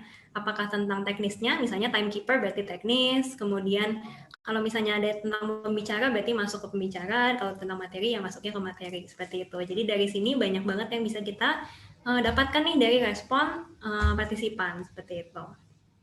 Oke, nextnya ada apa lagi ya Mas Ria? Dari situ biasanya kalau misalnya kita mungkin ini jatuhnya lebih sedikit membahas tentang tadi yang standar deviasi. Nah, kalau standar deviasi itu kita lihat persebaran datanya. Kalau misalkan mungkin kalau udah familiar dengan statistik, lihat standar deviasi kayak gini udah familiar. Kalau misalkan yang nggak umum dengan statistik, kalau misalkan kita biasa menyarankan dari paling sederhana dilihat di grafik, dibuat grafik persebaran data itu. Jadi kalau misalkan tadi standar deviasi, seberapa jauh dia ke kiri ke kanan, seberapa luas jadinya areanya standar deviasi itu. Cuman ini bervariasi gitu ya respon dari partisipannya. Betul. Dan tadi kalau bahas sedikit outlier, ini kan ada data satu mentereng begini. Dia jauh sendiri gitu ya. Iya. Dia kayak mengucurkan diri di ujung, tapi sebenarnya outlier ini kalau dalam perhitungannya kan cukup menarik data. Biasanya kalau misalnya datanya cukup berpengaruh signifikan, kemarin kita coba olah sih untuk sampai dibuang apa enggak, sebenarnya nggak terlalu berpengaruh, cuman karena kayak gini yang data-data ini sebenarnya ada 2 opsi yang biasa kita buang datanya, kita biar statistik yang berjalan seperti adanya, dan yang orang seperti ini kalau mungkin atau dilihat dulu dari respon ininya, respon insight-nya, ya kan, respon yang di kualitatifnya, dan kalau possible banget misalkan di approach kayak gitu. Jadi di approach orangnya ya, kira-kira apa sih yang bikin dia, kalau di sini kan kita lihat skor dia kayaknya mungkin banyakan di 1 atau sangat tidak setuju, mungkin bisa di approach apa yang bikin dia dapat nilai seperti ini, apakah nggak ngerti, bisa juga nggak ngerti cara isi surveinya, itu mungkin banget, atau memang benar-benar ada pendapat-pendapat yang menurut dia webinarnya mungkin kurang atau sebagainya, kayak gitu. Oke, kalau udah kita udah praktek nih, sudah lihat juga contoh-contoh cara baca min, cara baca median, dan selanjutnya mungkin saya balikin ke Mbak Iris sebagai moderator kita. Oke, thank you Mbak Ara dan Mas Rey. Mungkin Bapak dan Ibu udah mulai banyak pertanyaan nih setelah membaca statistik, cara menghitungnya, terus cara menginterpretasikannya gitu ya. Nah, silakan dituliskan pertanyaannya ke Mas Rey dan Mbak Ara bagi Bapak dan Ibu yang mau bertanya. Sambil kita jawab pertanyaan-pertanyaan yang udah disampaikan sebelumnya, boleh ya Mbak Ara dan Mas Rey ya? Boleh. Oke, yang pertama ada dari Pak Yohanes Christian nih. Cara apa yang dapat digunakan dalam menghindari common method bias dari responden dalam menjawab survei? Lalu, cara apa yang dapat digunakan untuk kita dalam menyeleksi data survei yang dikerjakan dengan baik dan asal-asalan?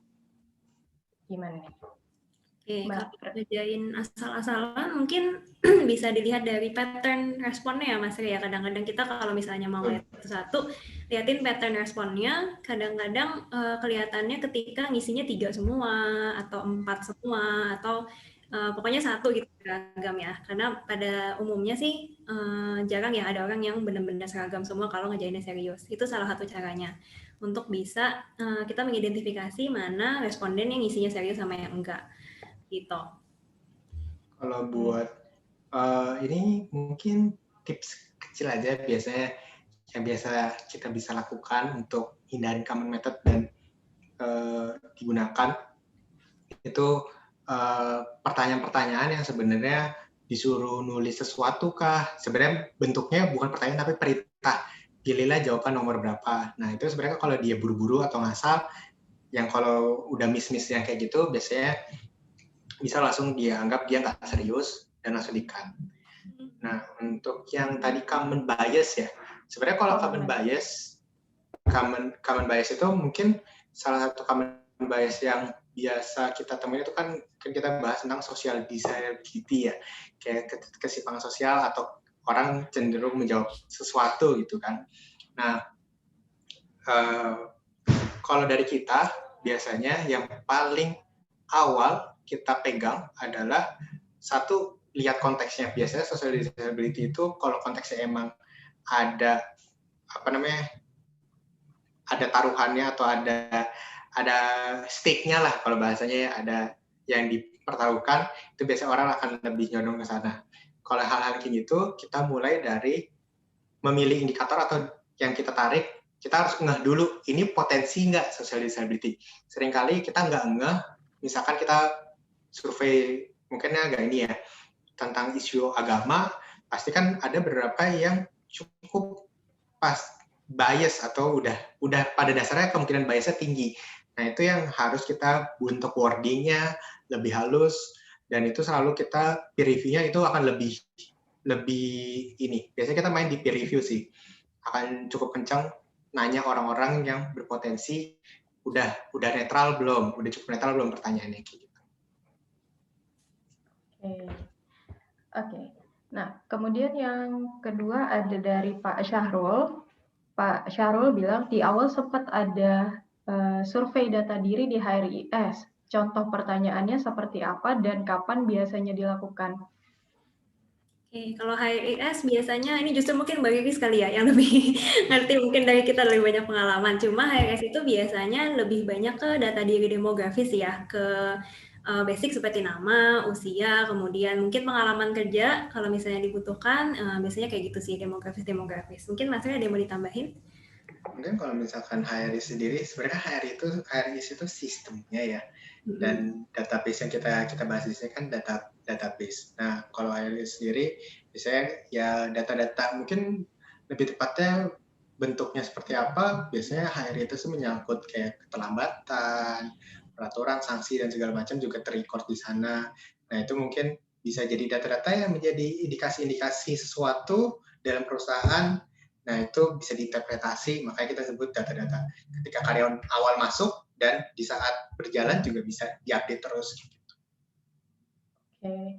Ya, jadi contoh pertanyaannya lebih ke isian singkat gitu ya, mungkin dan straight to the point gitu ya, Mas Ray. Betul. Oke. Lebih efektif aja. Oke. Nah, kemudian kalau dari Pak Yoga Reski menanyakan metode atau trik seperti apa agar responden memberikan jawaban dengan sebenar-benarnya. Karena mungkin kita mengetahui jawaban yang diberikan responden itu bukan jawaban yang sebenar-benarnya atau jawaban yang tidak sesuai dengan hati nurani atau keadaan yang diharapkan. Kalau dari kita, biasanya ini salah satu trik yang biasa digunakan di disclaimer di awal sih. Itu kadang-kadang walaupun kalimatnya kayak silakan jawab sejujurnya, hal ini tidak dinilai gitu. Sebenarnya itu hal yang sederhana, tapi biasanya cukup membuat orang setidaknya sedikit unconscious-nya di bawah sadar itu lebih tenang, kayak oh ini gue nggak dijudge kok, gue nggak dinilai gitu, oh ini gue harus jawab jujur aja gitu. Oke, dari Mbak Ara mungkin ada yang mau ditambahin? Sebenarnya kalau respon orang kita agak susah ya untuk mengontrolnya ya, karena kan ya itu kebebasan mereka dalam memilih. Mungkin lebih kita usahakan seperti tadi yang Mas Ray udah jelasin, mungkin bahasanya yang kita konstruknya sehalus mungkin gitu, supaya orang ngerasa kayak kita jujur pun nggak apa-apa. Dan mungkin tadi balik lagi bisa di encourage untuk jawab jujur, karena ini untuk keperluan pengembangan, baik pengembangan dirinya sendiri maupun perusahaan. Dan juga mungkin bisa ditekankan bahwa ini sifatnya konfidensial gitu, jadi tidak akan dibocorkan ke pihak manapun dan hanya HR yang akan mengetahui. Seperti itu kira-kira. Oke. Terus ada lagi kalau dari Ibu atau Bapak Fen, untuk 360 review, apakah masih valid dan measurable dilakukan secara pengukuran kuantitatif di perusahaan kecil dengan jumlah karyawan 1.000 sampai 2.000 orang?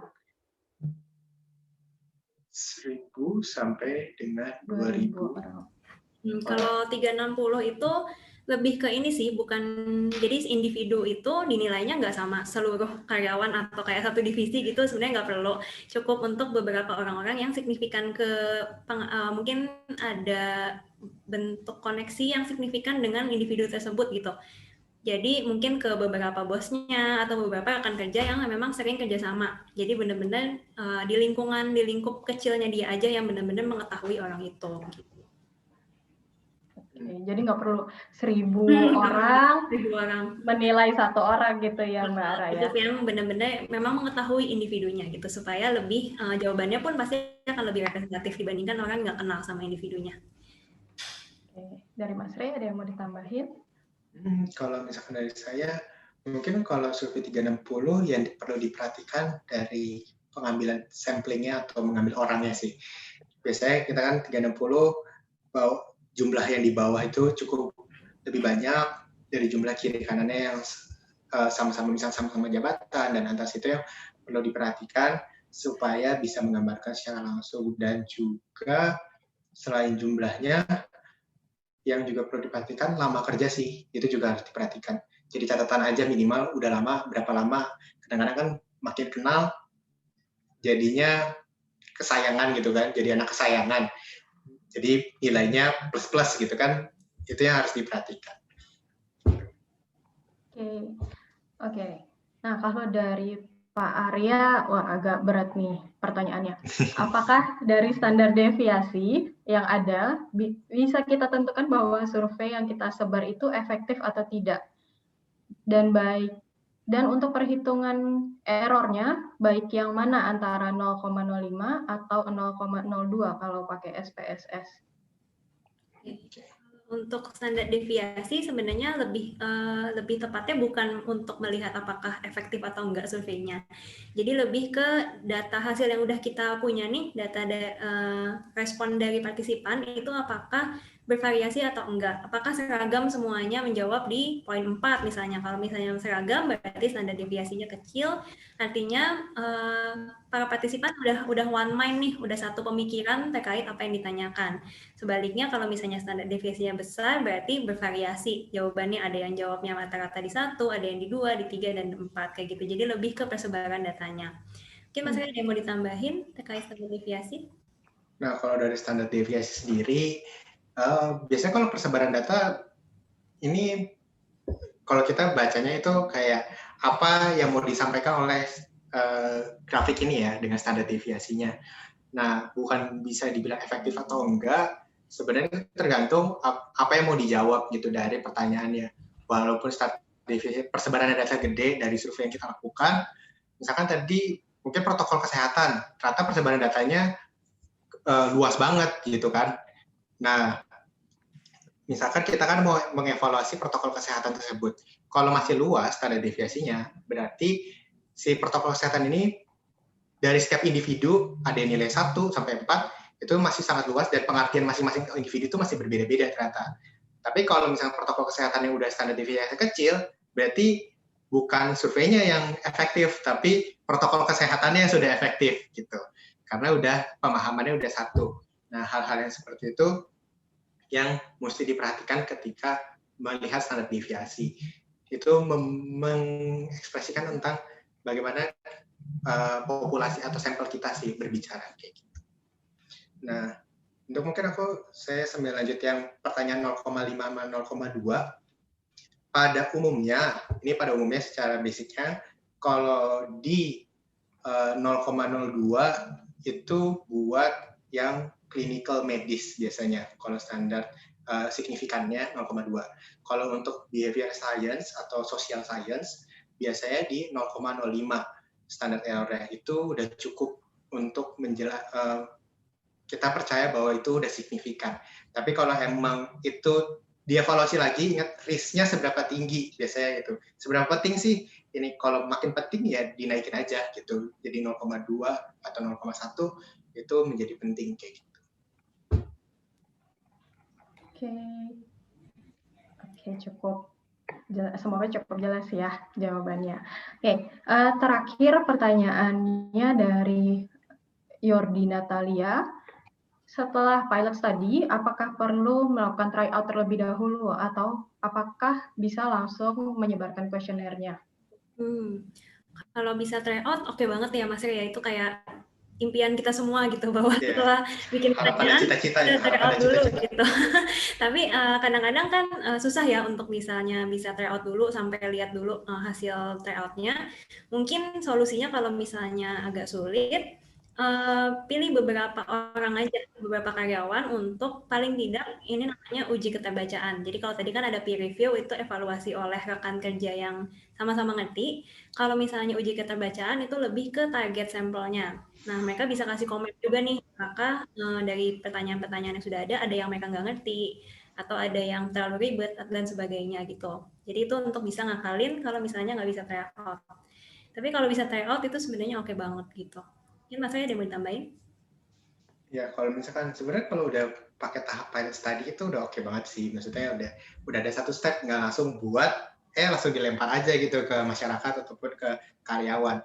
Tapi biasanya kalau misalkan emang ditabrak dengan deadline dari atasan dan ditabrak dengan budget dari perusahaan, biasanya ini emang kita menggunakan beberapa trik seperti ya digunakan tapi dengan hati-hati, dengan kutip dua. Kita biasanya kalau udah nggak menggunakan lewat tryout sebagai praktisi, kita akan lebih aware, lebih hati-hati karena ini harus banget benar-benar dilihat ketika diambil datanya, ketika berjalan diambil datanya, itu gimana sih si kuesioner ini.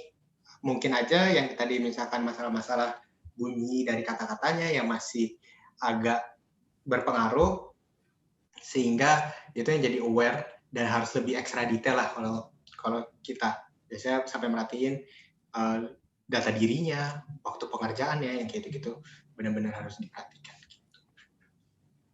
Oke, baik. Semoga cukup menjawab, dan bagi Bapak dan Ibu yang pertanyaannya tidak terjawab, mohon maaf sekali karena waktu kita terbatas ya, dan kayaknya pembahasan ini emang butuh kayak kelas kursus sendiri mungkin ya Mbak Ara dan Mas Rey ya. Oke, thank you banget Mbak Ara dan Mas Rey udah sharing ilmunya hari ini. Dan semoga bisa menimbulkan insight juga bagi Bapak dan Ibu yang jadi peserta hari ini ya. Oke, baik Bapak dan Ibu, untuk webinar hari ini sebenarnya merupakan webinar pertama dari rangkaian webinar series by First Asia Consultants, di mana kali ini merupakan digital series. Dan di minggu depan kita akan ada 2 webinar berturut-turut di tanggal 9 dan tanggal 10 Maret. Mulainya tetap di jam 3 sampai jam setengah 5 sore. Di hari Rabu tanggal 9, ini ada webinar tentang Human Technology Collaboration in Virtual Assessment Center and Online Psychometric Test Stage by Big Five. Dan webinar ini akan dibawakan oleh pembicara-pembicara handal dari divisi selection di First Asia Consultants. Ada Pak Troy Saraya, ada Mbak Intan Marta, dan Mbak Viana. Kemudian di hari Kamisnya, di hari Rabu, ini akan ada webinar series dari Divisi Executive Search di First Asia Consultants dengan judul Increasing Your Visibility, Raising Your Profile at Work yang akan dibawakan oleh Bapak Muhammad Barlian, Division Head dari Executive Search Consultant, dan moderatornya nanti dengan saya lagi. Seperti itu. Oke, baik Bapak dan Ibu, sebelum kita akhiri untuk webinar hari ini, nanti kami akan berikan link form feedback yang bisa diisi oleh Bapak dan Ibu. Setelah Bapak dan Ibu mengisi form feedback tersebut, Bapak dan Ibu bisa mendapatkan materi untuk webinar hari ini. Seperti itu. Nah, baik, kalau begitu Bapak dan Ibu, terima kasih banyak sudah hadir di dalam webinar hari ini. Semoga pengetahuan yang kami berikan hari ini, yang kami bagikan hari ini bisa berguna dan juga bisa memberikan informasi baru ataupun merefresh informasi yang sebenarnya sudah pernah didapatkan dan bisa menimbulkan insight bagi Bapak dan Ibu. Baik, kalau begitu Bapak dan Ibu, terima kasih banyak. Sampai ketemu lagi di webinar berikutnya.